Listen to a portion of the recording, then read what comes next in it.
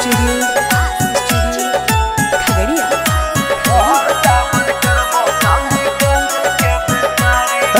करबो हम रंगधारी छौरी करी ह तू सोमहारी गे।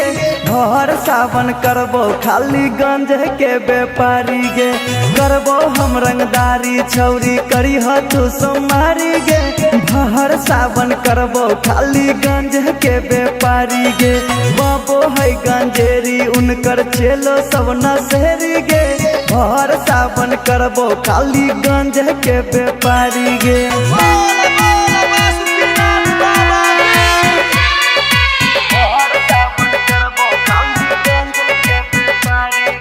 भक्त छियै महाकाल के हमर कालो का बिगारी गे।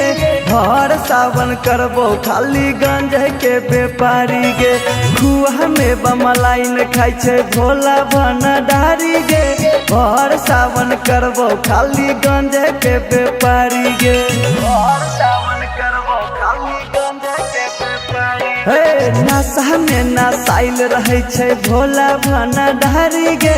घर सावन करबो खाली गंज के व्यापारी गे।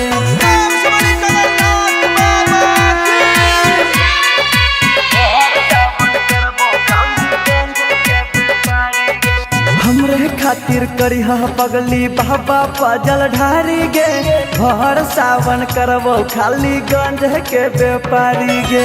हमरे खातिर करिह पगली बाबा पजल ढारी गे। घर सावन करबो खाली गंज के व्यापारी गे। घर सावन करबो खाली गंज के व्यापारी गे। सूरज आविष्कार के पीछे पड़ल छे पुलिस के गाड़ी गे। घर सावन करबो खाली गंज के व्यापारी गे।